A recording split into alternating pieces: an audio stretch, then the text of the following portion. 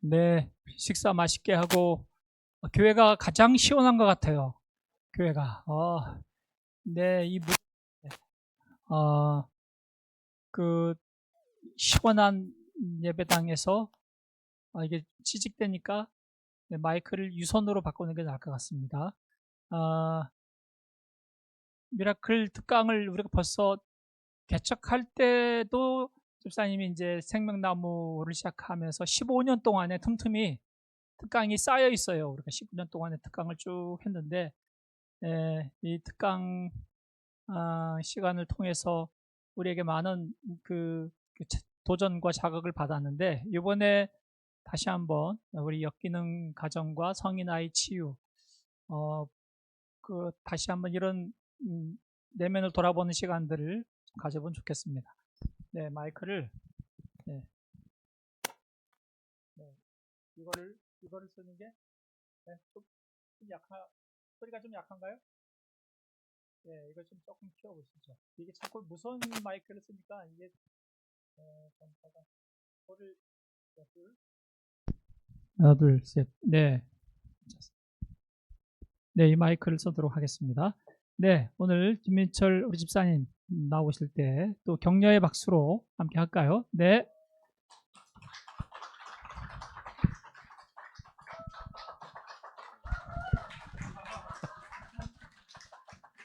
네, 반갑습니다. 네.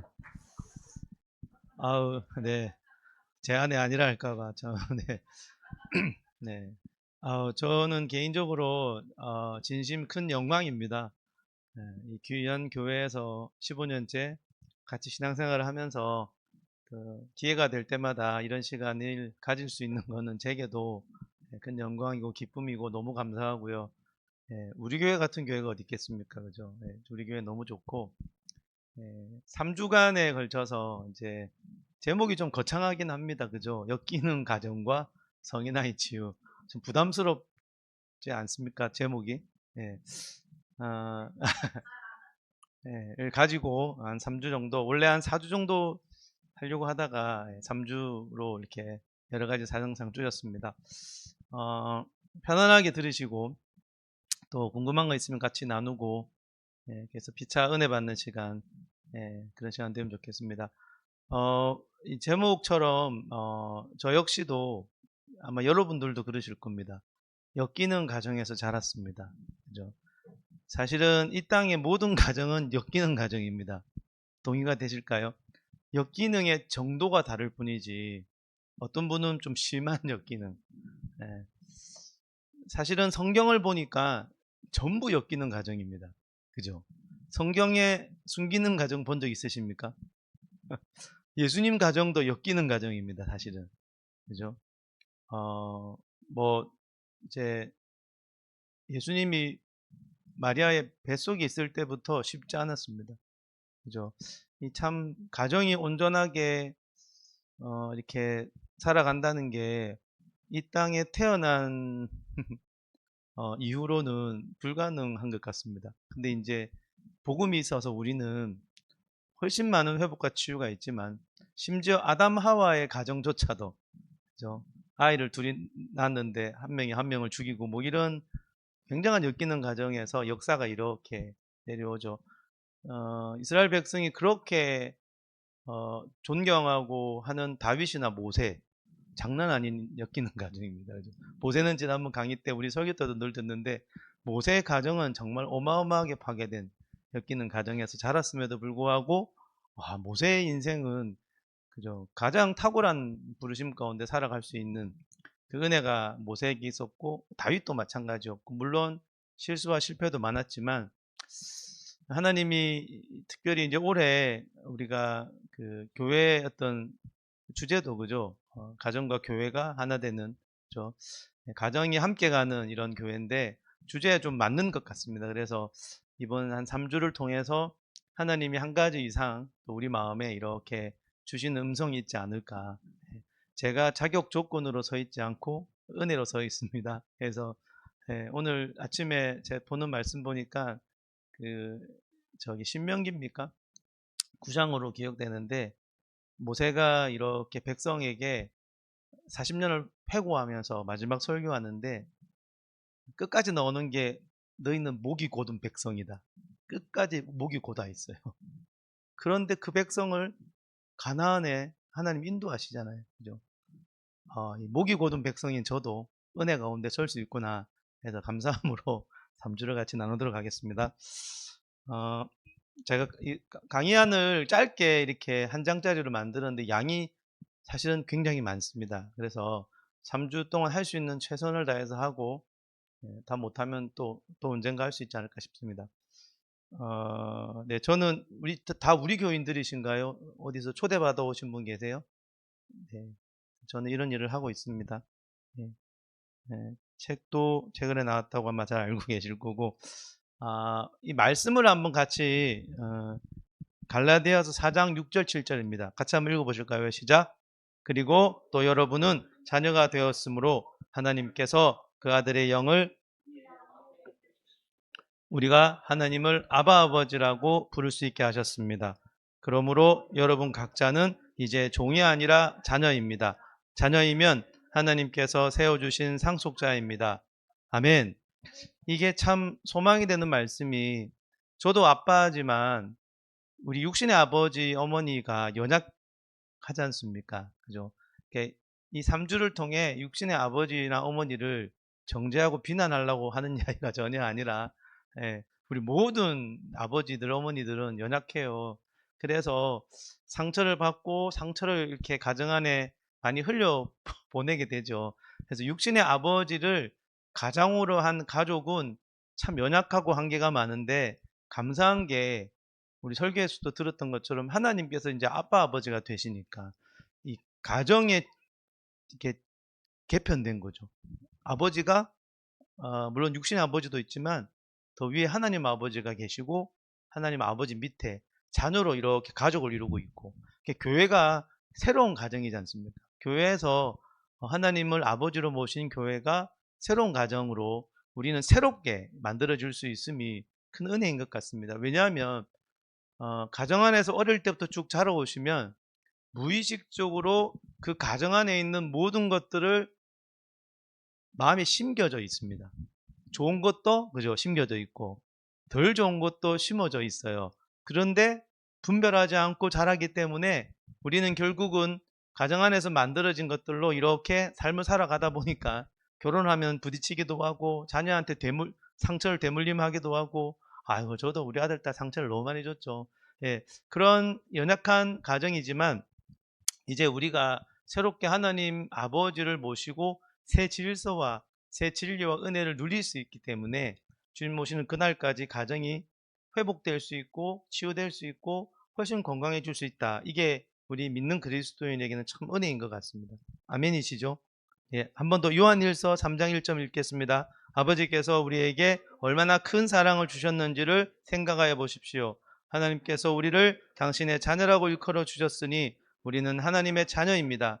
세상이 우리를 알지 못하는 까닭은 아버지를 알지 못하기 때문입니다. 아멘. 제가 이제 강의 때 제 육신의 아버지 이야기를 안 드릴 수가 없습니다. 제 육신의 아버지를 제가 존경하고 사랑하지만 어릴 때부터 쭉 저도 보면서 아버지 안에 있는 상처가 제게 고스란히 전달되는 걸 보죠. 제가 강의 때 한번 말씀드렸는데 아마 저보다 더한 분들이 훨씬 많으시겠지만 저도 아버지랑 놀아본 기억이 없다고 말씀드렸지 않습니까? 근데 사실 아버지랑 친밀한 관계 경험이 있어야지 좀 좋은 걸 누릴 텐데 저는 그런 경험이 없어요. 그러다 보니까 이 아버지 그러면 이 육신의 아버지가 다라고 느끼는 거죠. 무의식적으로. 그래서 하나님 아버지 그러면 어떻다고요? 하나님도 우리 아버지랑 비슷하다고 느껴요. 이게 이제 무의식적으로 그렇습니다. 의식적으로는 우리가 압니다. 그죠? 하나님은 사랑이 많으시고, 근데 무의식적으로 하나님 그러면 벌써 육신의 아버지가 오버랩돼서 떠올 수밖에 없습니다. 그러니까 하나님과 별로 안 친해져. 육신의 아버지랑 안 친해진 분들은 하나님과 별로 안 친해져. 그러나 이제 역으로 말씀으로 계속 하나님 어떤 분이신지를 깨닫다 보면 참 아빠 아버지시구나. 이걸 계속 경험해 나가는 일들이 있겠죠. 요런 책을 제가 레퍼런스로 했지만 제 이야기를 많이 드리도록 하겠습니다. 그래서 일단 인식하고 이해하는 초점을 맞추고 있습니다. 3주는. 그래서 여러분의 가정을 좀 생각해 보시면서 가정에서 받아 누렸던 좋은 것들은 감사하시고 조금 부족한 것들도 있을 거죠. 그런 부분들은 좀 이해하시고 거기서 만들어졌던 문제들을 좀 이해하셔서 그것이 중요한 건 뭐예요? 지금 내 가정 안에 어떻게 이렇게 역기능적인 요소가 드러나는가. 사실은 몰랐는데 알고 보니까 내 때문에 가정이 힘들구나. 뭐 이런 것들도 좀 이렇게 깨달아지시면 좋겠다. 그 다음에 기회가 되면 나누면서 우리가 새로운 이런 가정을 누릴 수 있는 시간이 되면 좋겠다. 그래서 사실 지원 그룹이라는 게 중요해요. 교회에서 우리가 이제 셀 모임을 하고 이런 모임을 하는 게 바로 그런 거죠. 그래서 서로 나누면서 여기서 사랑도 누리고 참 사랑이 뭔지도 깨닫고 지식도 교정받고 그렇게 하면서 이런 관계를 통해 모임을 통해 우리의 무의식이 자라야 된다. 네, 그런 지원 그룹 우리가 지금 그 모임을 하는 그룹입니다. 계속 하시면 될 것 같고요. 큰 목차는 이렇습니다. 가정, 엮이는 가정에 대해서 말씀을 좀 드리고 엮이는 가정에서는 이게 공장이기 때문에 역기능적인 감정과 생각이 만들어집니다. 어떤 감정인지 좀 보겠습니다. 그리고 그 감정과 생각이 만들어내는 역기능적인 삶에 대해서 특별히 충동적인 삶, 강박적인 삶, 성인아이의 삶, 완벽주의 행동, 미루는 습관 등등을 살펴보도록 하겠습니다. 그리고 과거에 가족을 통해 만들어져 왔던 습관과 이게 무의식뿐만 아니라 의식의 기억 속에 저장되어 있기 때문에 그런 부분도 어떻게 좀 들여다볼지 생각을 해보겠습니다. 그리고 여러 가지 방법을 통해 내 안에 하나님으로부터 오지 않는 것들을 좀 처리하고 새로운 삶을 누릴 수 있는 시간, 그런 강의가 되면 좋겠습니다. 처음에 가정 한번 살펴보겠습니다. 제가 사실 오늘 아침 7시부터 9시 반까지 강의를 하고 왔습니다. 줌으로, 캐나다는 못 가니까 줌으로, 이게 겹칠 줄 몰랐어요. 이게 제가, 너무 밤에 늦게 자고 새벽에 일어나서 강의하고 오는데, 그래서 좀 지치는 것도 있는 것 같습니다만은, 다음 주도 그렇게 해야 됩니다. 제가 이게 늘 신념형의 약점, 스케줄 관리를 못해요. 그래서 과도한 업무 가운데 우리 아내가 보면 늘 걱정하는 약점을 자꾸 이게 옆에서 더 받아서 고쳐야 되는데 약점이 자꾸 드러나는 것 같습니다. 가정은 잘 아시니까 성경적 가정 개념이 있겠고 세속적 개념이 있겠죠. 이게 짚고 넘어가는 것만 짚고 넘어가겠습니다. 안타깝게도 죄 이야기해서 죄송한데 엮이는 가정일수록 죄로 좀 물들어 있습니다. 그죠? 예. 그래서 굉장히 자기중심적인 부모, 그죠? 자기중심적인 부모가 있는 가정은 굉장히 괴로워요. 그죠? 부모의 어떤 자기중심성으로 이렇게 자녀를 대하거나 서로를 대하다 보니까 부부끼리, 그죠? 예, 이런 부분들은 이제 어쩔 수 없는 이게 원죄 때문에 그런 거죠. 예. 예, 그래서 관계는 좀 많이 깨어져 있고 관계 가운데 거리감이 있다. 다 이해되실 겁니다. 그리고요, 의외로요, 역기능적인 가정일수록 눈에 보이지 않는 죄책감, 수치심, 두려움 이런 것들이 내재되어 있습니다. 눈에 잘 안 보여요. 이걸 이번에 눈에 좀 보시면 좋겠습니다. 여러분 정말 가족끼리 친하신지, 그죠? 여러분도 모르게 거리를 두고 있지는 않는지, 뭔가 배우자를 만나면 두려운지, 그죠? 배우자가 너무 좋고 가까이 하고 싶은지, 가능하면 멀리하고 싶은지, 그죠? 별로 잘 못 믿겠다. 부모도 못 믿겠다. 뭐 가족도 좀 못 믿겠다. 뭐 이런 좀 무의식적으로 밑에 있기 때문에 좀 하나님의 깨달음이 필요한 것 같습니다. 친밀감이라는 거는 잘할수록 두려움을 쫓아내지 않습니까? 그죠? 그래서 결국 죄는 두려움을 많이 느끼게 만들죠. 왜? 죄 안에는 거짓이 들어가 있으니까 거짓은 두려움에 유발하는 생각이 될 수 있는데 뭐 우리가 전혀 없을 수는 없으나 계속해서 우리 안에 있는 이런 이렇게 엮이는 과정에서 만들어져 왔던 부정적인 것들을 자꾸 이렇게 의식화하고 깨닫는 시간이 필요한 것 같습니다. 그래서 여러분 그 가정 구성원에게 잘해주는 분도요. 이렇게 이면을 들여다보면 죄책감 때문에 잘해주는 분도 있습니다. 예. 내 죄책감 때문에 자녀에게 그렇게 잘하는 분도 있으세요. 예, 자녀에게 잘하는 것 자체는 좋은데 죄책감이 동기가 되면 죄책감까지 전달됩니다. 그래서 내가 정말 사랑 때문에 잘해주는지 죄책감이나 수치심 때문에 또는 불안 때문에 잘해주는지 잘해주는 것 자체는 좋으나 동기를 살펴보지 않으면 이 동기는 무의식에 있거든요. 그러면 이게 조금 거시기 하게 됩니다. 그래서 내가 하는 행동 이면에, 그죠? 여러분, 사랑이 있어도 몸을 불사르게 내어주지만 불사르게 몸을 내어준다고 사랑은 아니지 않습니까? 그래서 내 행동이 참 좋으나 그 이면에 우리의 어떤 감정들을 조금 깨닫는 시간 되면 좋겠습니다. 그리고 이제 저를 엮이는 가정일수록 뭐가 그렇게 억압을 많이 해요. 서로가 서로를 억압하지만 내 감정도 억압하고요. 예. 엮이는 가정 특징 나중에 말씀드리겠지만 자기 의견을 잘 표현을 못하게 은근한 분위기를 만듭니다. 고통, 질병도 많을 확률이 커요. 질병이 있다고 다 엮이는 가정은 아닙니다. 중독은 많이 있습니다. 엮이는 가정일수록. 각자가 중독에 시달립니다. 그렇죠?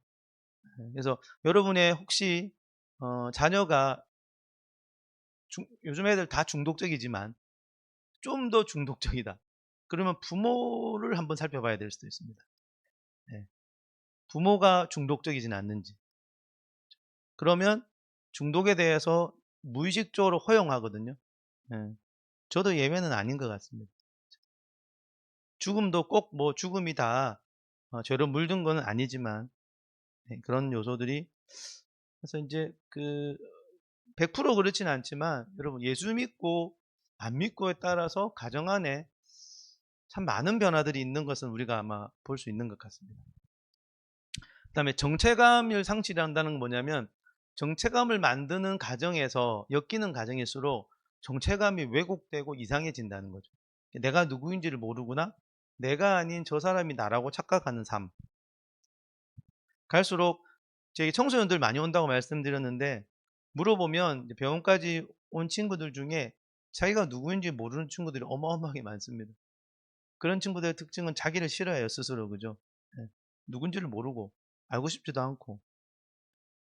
근데 역기능에서 잘할수록 그럴 수 있겠다. 그 다음에 의사소통을 잘 못해요, 여기 있는 가정일수록. 왜냐하면 소통하는 것은 숨기는 과정에서 사실 배웁니다. 저도 잘 못 배웠습니다. 제가 강의법도 강의도 하고 다니고, 관계 회복이나 치유도 많이 하고 다니는데, 몸에 배어 있는 저의 소통은 잘 못합니다. 예. 그래서, 요즘 우리 아내가 굉장히 열심히 연습하자고 하고 있습니다. 제가 잘 못해요. 예. 소통이 잘 안 됩니다. 그래서 관계 소통도 좀 어렵고, 그렇게 될 수 있습니다. 여러분, 이제 저도 그렇고, 가족 간의 소통을 잘하고 계신지, 그죠? 소통을 할 때 일방적인지는 않는지, 그죠? 내 이야기만 하고 있지는 않는지, 뭐 이런 것들 보면. 부부 간에 자주 싸운다? 소통 부재일 확률이 크죠. 부부 갈등의 반 정도는 소통의 문제라네요. 기질의 문제도 많지만, 기질의 문제에 소통의 문제가 오기도 해요. 기질이 다르면 소통이 잘 안 됩니다, 원래 일단. 일단, 비난하는 분위기. 은근히 하든 대놓고 하든. 그죠? 자녀도 은근히 비난하든 대놓고 하든. 둘 다 비난이지 않습니까? 네. 경쟁하는 분위기의 가정도 많습니다. 자녀들끼리 경쟁한다. 물론 자연스럽게 일어날 수도 있지만, 질투 많은 어떤 가족 어떤 구성 요소들, 시기, 적개심 이런 거는 이제 엮이는 가정일수록 좀 더 심한 것 같습니다. 우리 모두가 이렇게는 합니다만은, 그다음에 이제 누군가가 군림하는 이제 가정, 그죠? 남성이 전통적으로 군림했다면 또 여성이 군림하는 가정도 많이 있더라고요. 매 맞는 남자도 꽤 있죠. 그래서 이제 누군가가 군림한다라는 것은 성경적이지 않죠. 누군가가 리더십을 발휘하는 것은 성경적인데 군림한다라는 것은 엮이는 가정의 특징입니다. 그다음에 하나님의 임재, 축복도 희미하겠죠. 건강한 가정은 뭐 원론적인 이야기입니다. 그죠? 헌신도가 높다. 함께하는 시간이 좋다. 소통도 잘하는 편이다.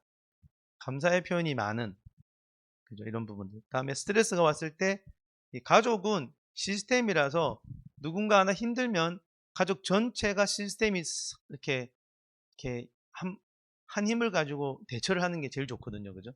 따로 놀고 이러면 이제 곤란하죠. 가족들이 기본적인 친밀감이 좋아야 되는데 따로 놀면 위기 대처 능력이 현저하게 떨어집니다. 위기 있는지도 몰라요. 근데 결국은 자녀 중에 한 명이 문제를 일으키죠. 그럴 확률이 있던 거죠. 그래서 어떤 그 위기가 왔을 때 대처 능력을 보면 건강한 가정의 정도가 좀 더 드러나는 것 같습니다. 자, 본격적으로 그러면 역기능적 가정의 특징 몇 가지를 보겠습니다. 보시면 역기능 가정일수록 문제가 되는 최소 한 분 이상이 거기에 계세요. 아버지일 수도 있고 어머니일 수도 있고 뭐 자녀일 수도 있고 보통은 이제 아버지나 어머니 두 분 중에 한 분이 문제가 되기 때문에 그 가정이 좀 더 역기능적일 확률이 있죠. 예, 아버지 어머니 탓을 하려고 하는 건 아닙니다. 예, 일반적으로 그렇더라. 그래서 분명히 역기능적인 요소가 많을수록 정서적 문제가 있는 분이 한 분 이상 있더라라는 거죠. 그리고 자, 여러분 정서적 문제가 있는 한 분은요. 그 가정에서 집중의 대상이 됩니다. 좋은 의미의 집중 대상이 아닙니다. 쉽게 말하면 문제 일으킨 한 명이 있으면 다들 거기 신경 쓸 거 아닙니까?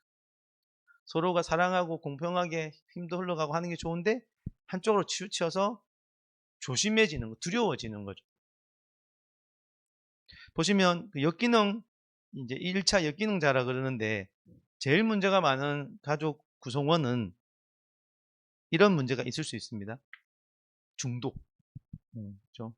알코올 중독, 약물 중독, 또는 분노 폭발하는 분노 중독, 일 중독, 성 중독, 네, 이런 도박 중독, 예, 심지어 종교 중독까지도, 예, 이런 중독 말고도 1차 역기능자라고 하는 가장 문제가 되는 한 분은 이런 정서적인 문제가 있는 경우가 있습니다.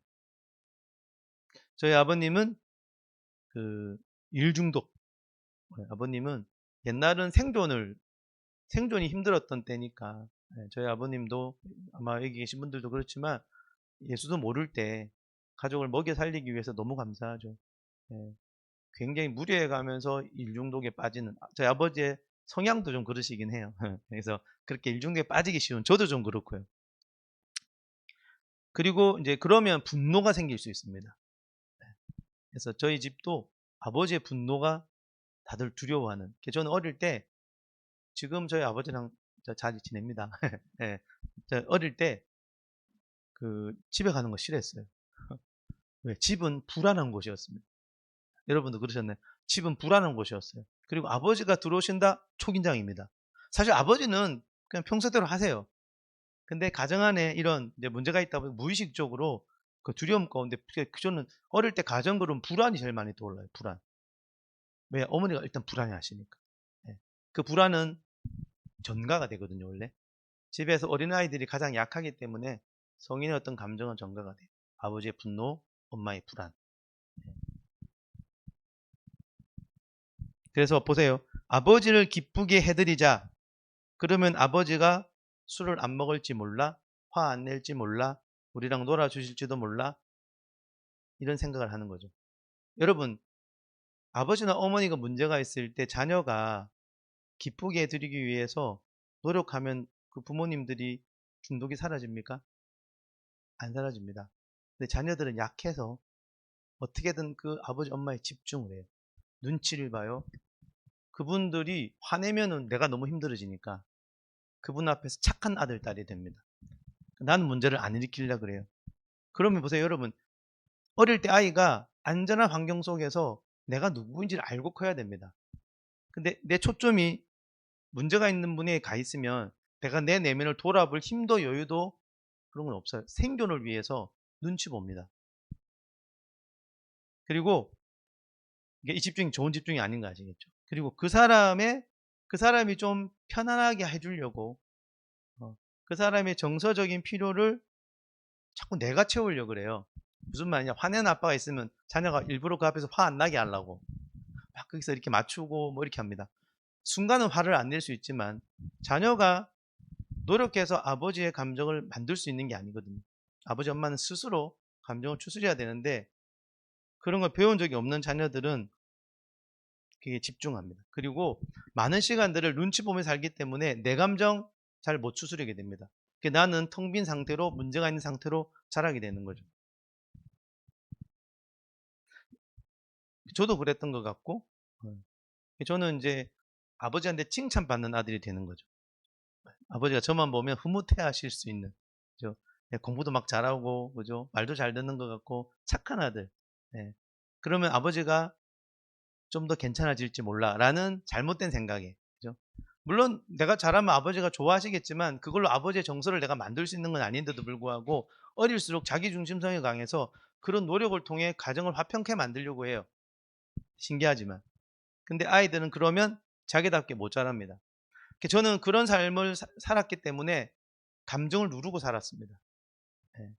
그리고 어른들의 감정을 이렇게 자꾸 보는 거죠. 그래서 저는 감정 억압을 어마어마하게 많이 했던 사람입니다. 강의 때 말씀드린지 몰라도 20대 초반에 저는요, 감정을 통해 하나님 만난 게 뭔지를 하나도 몰랐습니다. 하나님 사랑해요, 이게 뭔지를 몰랐어요. 느껴지지도 않았습니다. 감정을 너무 억압하고 살아가지고. 그래서 이런 집중이 되어 있다. 이런 분을 1차적 역기능자라고 이름 붙입니다. 주요 역기능자. 말이 좀 어렵죠. 자, 그러면 가족은 시스템이고 유기체이기 때문에 한 사람이 이러면 다른 가족이 다 휘청휘청 한다 그랬지 않습니까? 여기서 이 1차적 역기능자를 딱 붙어서 도움을 주는 한 사람을 자칭 전능자라고 해요. 말이 어렵습니까? 자칭이 중요해요. 하나님만 전능한데 옆에 있는, 예를 들면 옆에 있는 아내는 남편이 화 안 내게 만들려고 끝까지 도와요. 그래서 무슨 말이냐면 아내가 비율을 맞추는 거죠. 그럼 남편은 좀 화를 좀 덜 낼 수 있긴 하겠죠. 예. 그래서 이 아내는 의도는 그게 아닌데 전능하게 이 남편을 도와서 문제가 없도록 만들려고. 근데 그 문제는 남편 스스로 고쳐야 되는 건데 아내가 자꾸 비위 맞추면서 어떻게 해보려고 하는 거죠.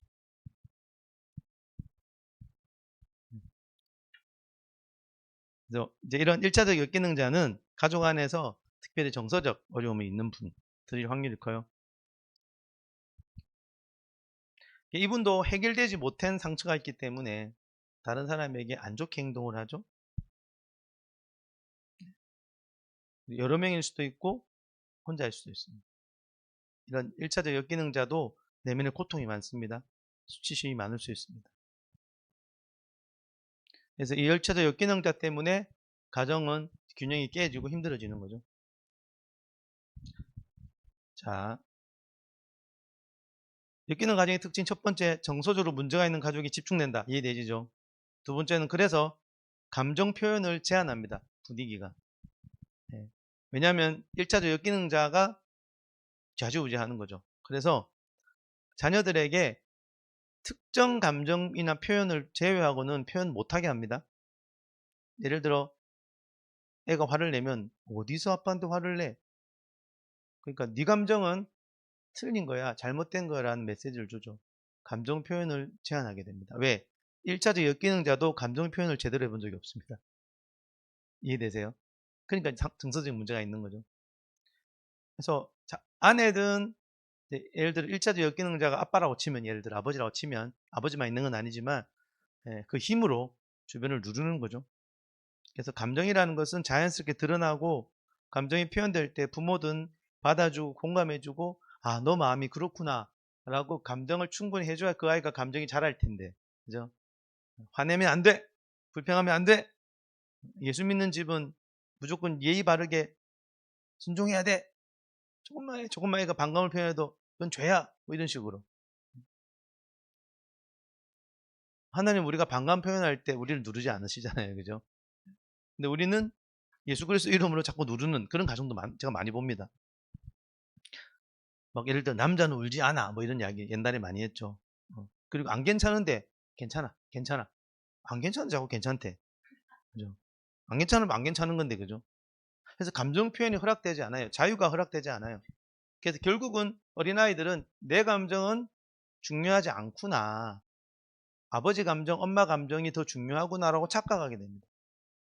나는 아파도 아프면 안 되는구나, 고통스러워도 표현하면 안 되는 걸 참아야 되는구나. 그리고 그 마음은 골마가기 시작합니다. 예, 저 너무 많이 봅니다. 제게 오는 청소년 어른들 너무 많이 봅니다. 감정이라는 것은 하나님 주신 선물이고 잘 표현하고 감정이 소통이 되고 선순환 돼야지 다 건강해지는데 감정을 누르고 사니까. 그리고 자기 감정대로 살지 않고 자기 감정이 충실하지 않고 1차적 역기능자의 감정을 따라 살아갑니다. 이게 뭐냐면 아빠가 화내는 아빠인데 막 그 안에서 막 이렇게 하다가 아빠가 화 안 내. 아빠가 행복해지면 내가 행복해지는 사람. 틀린 겁니다. 그러면 안 됩니다. 감정은 별개예요, 원래는.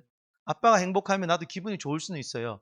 근데 아빠 감정에 따라 자녀 감정이 좌지우지 되면 안 된다는 거죠. 그죠? 감정은 각자의 감정이 있는 거니까. 그래서 아빠가 행복할 때 나도 행복해라는 무언의 규칙이 만들어져요. 제가 지금 드리는 말씀 이해되시죠? 네, 감사합니다. 이런 분들이 자라서요, 다른 사람들이 행복해하는 거는 볼 때만 행복해져요, 자기가. 그 사람은 불행해도 나는 행복해 줄 수 있어야 되거든요. 그 사람이 불행하면 안타깝지만. 근데 자기 감정이 없으니까 남의 감정이 행복할 때 같이 행복해지는 느낌이 들고, 저 사람이 화내면 나는 초조해지고, 이 감정에 이 선이 없어지고 감정을 따라가는 거죠. 그러면 자기 중심이 사라져요. 내가 누구인지를 몰라요. 그렇죠? 하나님 주신 고유한 나의 어떤 감정과 생각을 표현하지도 누리지도 못하죠. 그게 기질 이론에서는 기질 억압에 해당될 수도 있습니다.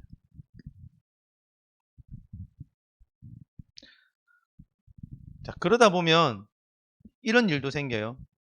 그 흔히 말하는 착하게 자란 아이들, 커서 이런 세미나를 통해서 가정에 대한 문제를 진단할 수 있어야 되거든요. 가정에 대한 문제 때문에 그분을 비난할 수 있어야 된다는 게 아니라, 잘못된 거는 진단할 수 있어야 되는데 그 진단을 잘 못해요. 왜요? 진단을 하면 내가 마치 부모님을 공경하지 않는 걸로 착각합니다. 아니죠. 네. 진단은 진단이고, 공경하지 않는 건 뭐예요? 그래서 아버지를 안 보고 사는 거죠. 네. 그게 아니라 충분히 가정 안에 문제가 있음에 대해서 인정하고 진단을 할 수 있어야 됩니다. 아버지나 어머니에게 맞춰진 자녀들은 착해 보이지만 자기 주관이 없죠. 그리고 부모를 공경한다라는 표현을 하면서 절대 부모에 대한 안 좋은 소리를 안 해요. 예. 부모에 대해 안 좋은 소리 하자는 게 아닙니다. 그죠? 예. 내가 힘들었던 과거가 있으면 그걸 인식하고 지금부터라도 새로운 하나님의 그 아버지 되심 안에서 해결해 가자는 거죠. 그래서 사실은 3주째는 용서에 대한 이야기를 드릴 거예요. 우리가 필요하면, 죄송하지만 용서가 필요할 수도 있겠죠. 이런 식으로 합리화해요. 부모님이 결점이 있었겠지만 나를 사랑하신 거야. 그거 넘어가려고 그래요. 넘어가면 안 됩니다. 아닌 건 아닌 거라고 예수님 안에서 인식은 하셔야 됩니다. 부모를 비난하자는 게 아니라는 거 다시 한번 말씀드립니다. 그리고 이런 분들은요, 가정에 대해 나쁜 생각 자체를 안 하려고 해요. 사실 나쁜 생각이 아닌데도 불구하고 약간만 부모에 대해서 진단을 하면 그게 굉장히 죄책감에 빠지는 거죠. 가정에 대해서 나쁜 생각을 하면 자기가 수치스럽다고 생각해요. 예. 가정에 대한 문제를 인정하는 것은 가정을 나쁘게 생각하는 게 아닙니다. 그죠? 이해할 건 이해하는 거죠. 힘들었던 건 힘들었다고 말하는 거죠. 자, 세 번째 특징. 문제가 있음에도 불구하고 공개적으로 오픈하지 않습니다. 전날에 가정폭력이 있었는데도 불구하고 그 다음날 아무 일도 없었다는 듯이 웃으며 살아요.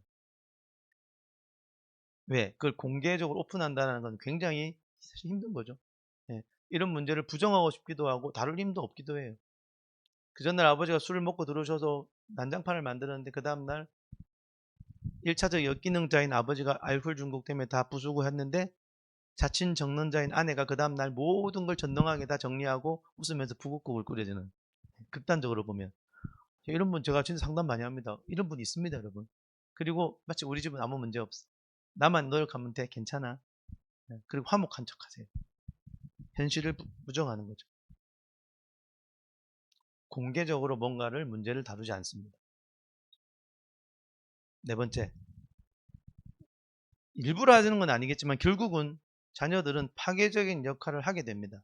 그 부모에게 맞추어서 생존하기 위해서 자녀들은 살아남기 위한 자기만의 역할들을 만들어 갑니다. 이게 이제 기질에 따라 역할이 달라집니다. 설명드릴게요. 희생양이라는 역할을 하는 자녀가 생기기도 하고요. 기질에 따라서 영웅의 역할을 하는 자녀가 생깁니다. 대리 배우자의 역할을 하는 자녀가 생겨요. 미아나 마스코트 보겠습니다. 이게 가족 치료에서 말하는 단어입니다. 이게. 자, 1차적 역기능자 아까 기억나시죠? 네, 문제를 일으키는 분. 그분 안에는 깊은 수치심이 있습니다. 그걸 옆에서 도와주는 분이 있어요. 이 도와준다는 건 뭐냐면 1차적 역기능을 회복하기 위해 돕는 게 아니에요. 이 문제를 무마하기 위해서 잘못 돕는 거죠. 결국 문제를 더 키웁니다. 아까 말씀드렸던 그 전날 난장판을 만들어도 그 다음날 아무 일도 없듯이 하는 배우자. 1차적 그 자칭 전능자입니다. 그래서 결국은 나중에 희생자가 되죠.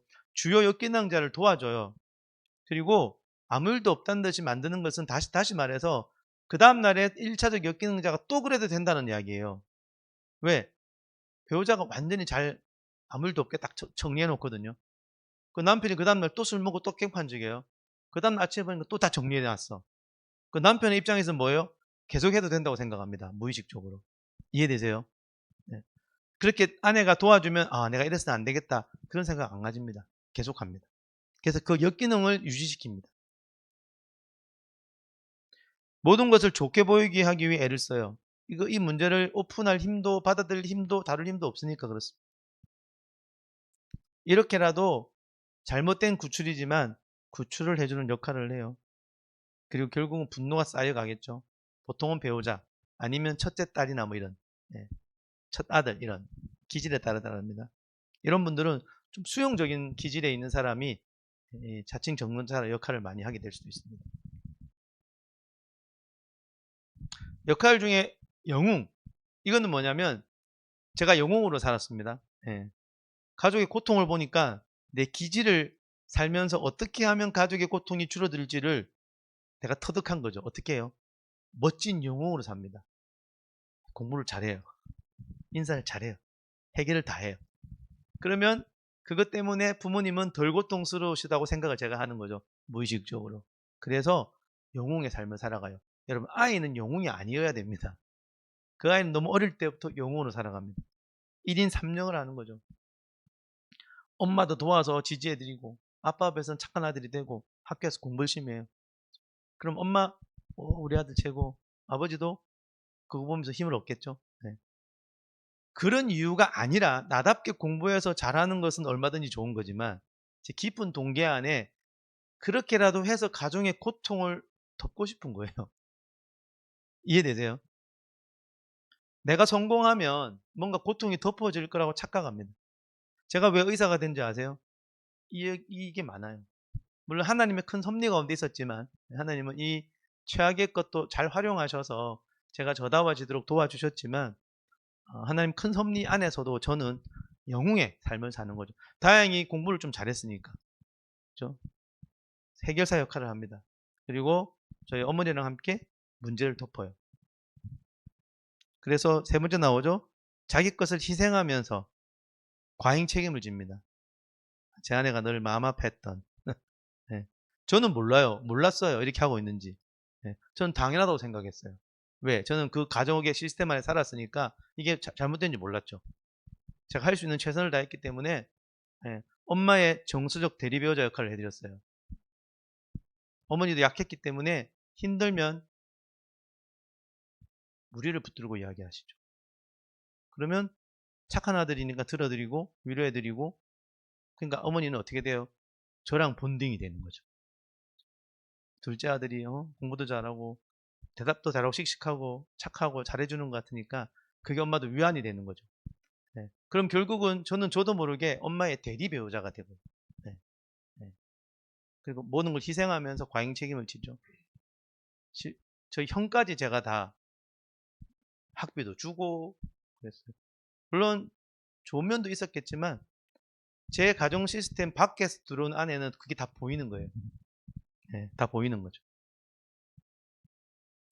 그래서 저도 이제 결혼하고 감사했던 게 새로운 가정을 꾸리면서 이제 이런 이전 가정 안에서 있었던 것들 점점점 인식하고 벗어지게 되는 하나님이 여러분 제가 어른이 돼서 결혼을 하면 제 위에 아버지가 없잖아요. 사실은 아버지가 저기 계시지만 하나님 아버지가 더 제 주권자가 되니까 그 아버지 안에서 부모와 건강한 독립, 건강한 분화를 계속 해오는 거죠. 지금도 잔재가 좀 남아있다고 저는 생각을 합니다. 저는 영웅의 삶을 열심히 살았던 것 같아요. 그 말은 뭐예요? 제 내면의 고통이 어마어마했던 거죠. 모든 걸 잘해야 되고 막 실패를 용납할 수 없다. 그런 분도 있어요. 반드시 해야 하는 높은 성취를 가지고. 왜? 잘해야 되니까 그죠. 하나님 안에서 내가 나답지 않게 잘할 필요가 없거든요. 원래는요. 그냥 나답게만 하면 되잖아요. 제 달란트만 남기면 되는데 역기능에서 잘하면 안 그렇게 생각 안 해요. 완벽주의에 빠지고요. 탁월함이 아니라 더 그냥 제대로 하고 싶어요. 어린아이임에도 어른을 도와주고 해요. 어린아이는 어른의 도움을 받아야 됩니다. 죄책감, 부적절감. 보통은 장녀, 장남, 보통은. 제가 장남처럼 살았죠. 저는 영웅의 역할을 했고, 저희 어머니는, 이제 자칭 전능자 역할을 좀 하셨죠. 자, 기질에 따라, 제가 영웅이 된 이유는요, 제가 신념적인 사람이고요. 예, 예. 목표 지향적이고 성과를 내는 사람이라서, 저는 영웅으로 가기가 쉬웠어요. 저는 감정적인 사람이라서, 막 문제는 안 일으켜요. 문제를 일으키면 나도 고통스럽고 다 고통스러우니까 나까지 문제를 일으킬 수 없으니까 그래서 저는 영웅이 되었는데 집에 어떤 기질의 아이들은 이제 희생양으로 빠집니다. 보통 수용적인 순한 아이들 그리고 이렇게 수동적인 그런 기질이 좀 있습니다. 희생양은 반대예요. 희생양은 문제를 일으킨. 네. 나는 피해자라고 생각하고 뒤에 나온 미아가 제가 방금 말씀드린 희생양은 폭력, 반항, 적대적으로 집에 문제가 있으면 기질에 따라 저처럼 영웅으로 열심히 커버하는 애가 있고요. 또는 문제를 아예 일으켜버려요. 집 나가버려요. 어떤 애는 집에서 가만히 있어요. 이런 이제 그리고 어떤 애들은 막 웃겨요. 막 웃겨가지고 분위기 좀 좋게 만들고 이 역할이 잘된 역할이 아니라고요. 이 역할은 잘못된 역할입니다. 근데 이 아이는 본능적으로 자기 안에 죄성과 고통과 벽 깨는 가정 안에서 그렇게 살아야만 된다고 자기도 모르게 만들어서 그렇게 살아가는 거죠. 이런 분들은 드러내놓고 이제 반항을 해요. 외향 신념적인 분 이런 분. 그래서 여러분 가정 안에 문제가 있으면 가정의 문제는 그 제일 힘 약한 애에게 이렇게 투사가 되거든요. 그러니까 부모의 문제인데 얘는 결국 지가 문제라고 생각해요. 그리고 막 문제를 일으켜요. 그러면 가정에서도 제 탓만 하면 되잖아요. 이해되세요? 우리 집에 쟤만 문제야. 맨날 술 먹고 돌아다니고 싸우고. 그렇게 자기 문제를 다 떠넘겨요. 가족 시스템이 무의식적이라 그래요. 네. 그래 놓고 마치 그 아이가 해결되면 집안의 문제가 해결된다고 착각합니다. 그렇지 않습니다. 그 아이는 문제 희생된 희생양일 뿐이에요. 사실은.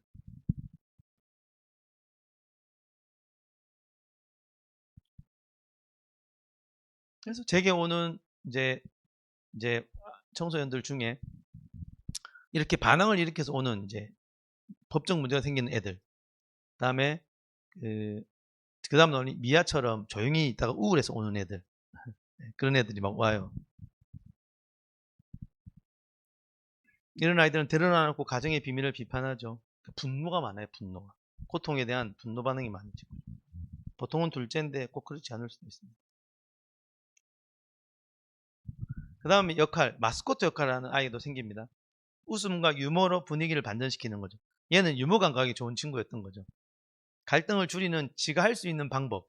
각자 자기의 기질의 강점을 쓰는 거죠. 이 사람 웃기고 이러는 거죠. 그리고 아픈 거 이런 거 막 느끼는 거 싫어해요. 긴장도 싫어합니다. 그래서 어떻게든 좀 웃기려고 해요. 고통은 더더 싫다고 생각해요. 정서가 불안정해지죠. 산만해지고 대인관계에 대한 거절받을 두려움이 있습니다. 그래서 웃어서 웃겨서 어떻게든 좀 가정 안에서 분위기를 반전시키려고 한 노력. 보통은 막내들인데 꼭 그렇지도 않아요. 기질에 따라 다릅니다. 마스코트 역할을 하는 가족도 있습니다. 그 다음에 잊혀진 아이. 있는 듯 없는 듯. 왜? 나라도 조심해야 되겠다. 나라도 조용하자. 기질에 따라. 내향적이고 신체형적인 기질의 아이들은 이렇게 있는 듯 없는 듯 살아갑니다. 보니까 오빠는 저렇게 밖에 난리 치우고 있고, 그죠? 네. 옆에 동생은 막 웃기고 있고, 내가 할 일은 조용히 있는 거. 네. 근데 이런 아이들이 마음에 우울이 있어요. 긴장과 슬픔이 있어요. 그리고 생각이야. 나는 잊혀진 아이야. 나는 별로 중요하지 않아. 하나님이 정말 소중하게 만든 아이임에도 불구하고 그렇게 생각해요. 나는 소망 없고, 그리고 자꾸 남을 돕기만 해요. 자기를 맨 끝에 두는 거죠. 혼자만의 공상에 빠져요. 내향적인 아이들이 많아서. 현실을 도피하죠. 혼자만의 남모를 중독에 빠지기도 합니다. 착한 아이가 되는 거죠. 거절감이 많고 깊은 분노가 있고 두려움이 많습니다. 여러분 어떤 역할을 좀 하신 것 같으세요? 저는 마스코트도 좀 있었어요. 강의할 때 한 번씩 헛소리 하는 게 다 그 영향이에요. 네, 마스코트. 그다음에 영웅. 저는 미아는 별로 없는 것 같고요. 대놓고 반항도 저는 하질 않았어요. 네. 제 기질에 따라 반항은 못 하겠더라고요. 제 고통을 처리하는 방법, 저는 영웅이 되는 것과 마스코트가 되는 거였습니다. 여러분은 어떠세요? 근데 이렇게 처리해서는 안 된다는 이야기를 하고 있습니다. 그죠? 자, 그런데 이미 만들어져 있는 역할들이 있으실 거 아니에요. 감사하게 그대로 예수님 안에 들어가면 다 쓰임 받긴 합니다. 우리가 알고 하자 이거죠.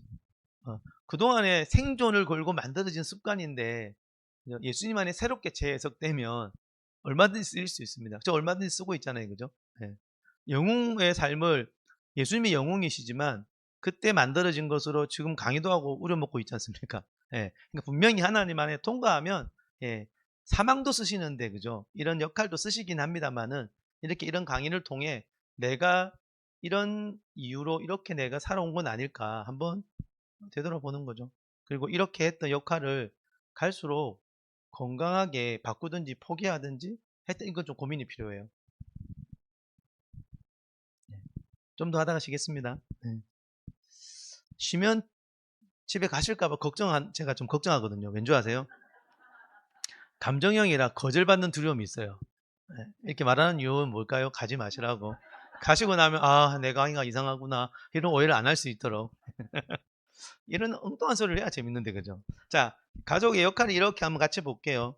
첫 번째 자칭 전능자, 그 옆에 1차적 역기능자를 중심으로 자칭 전능자, 보통은 배우자죠. 영웅아이, 희생양, 미아, 잊혀진 아이, 어릿광대 마스코트. 각자의 밑에 깔려있는 감정들도 조금씩 다를 수 있어요. 기질에 따라서.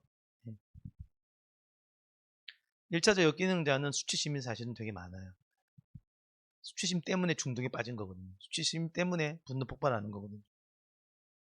그에 맞춰서 자녀들은 각자의 살 길을 찾아서 역할을 만듭니다. 그죠? 여러분 어떤 역할이실까요? 보통 한 개 이상씩 가집니다. 보통. 한 개 이상씩 가지긴 해요. 한 개 내지 두 개. 뭐, 세 개, 네 개 다 있는 사람은 잘 못 봤어요. 왜냐면 기질에 따라 막 대놓고 반항도 하면서 미아가 되긴 힘들지 않습니까? 그죠? 물론 순간순간은 그럴 수 있지만. 이 역할이 이해는 되시죠? 네, 넘어가도록 하겠습니다. 그러면 자, 그렇게 해서 한번 이렇게 시간이 되실 때 나는 왜 미아처럼 살았을 수밖에 없었을까? 내 마음에 핵심 감정이 뭘까? 내가 외롭나? 그죠? 거절감에 시달리나? 뭐 이런 생각도 해보시고 그럼 이 감정은 어디서부터 왔을까? 그런 것들을 하나님 안에서 한번 생각해 보시면 좋겠습니다. 예. 내가 왜 그때 그렇게 반항을 했을까? 뭐 이런 거 있지 않습니까? 자, 또 특징. 예, 적절한 양육 제공받지 못합니다. 또 이해되실 겁니다. 그죠? 누가 누구를 양육하는지 모르겠어요. 그죠? 예. 자녀가 부모를 양육하는 느낌이 있죠. 그래서 자기 문제를 해결하지 못한 채 성인을 돕기 때문에 자기는 잘하지 못한 미숙한 사람이 됩니다. 그리고 가정 안에 문제가 너무 많아서요. 외부 세계랑 많이 단절돼요. 외부 세계랑. 그리고 자기 가정 안에 문제에 급급하죠. 그러니까 현실감도 떨어질 수도 있어요.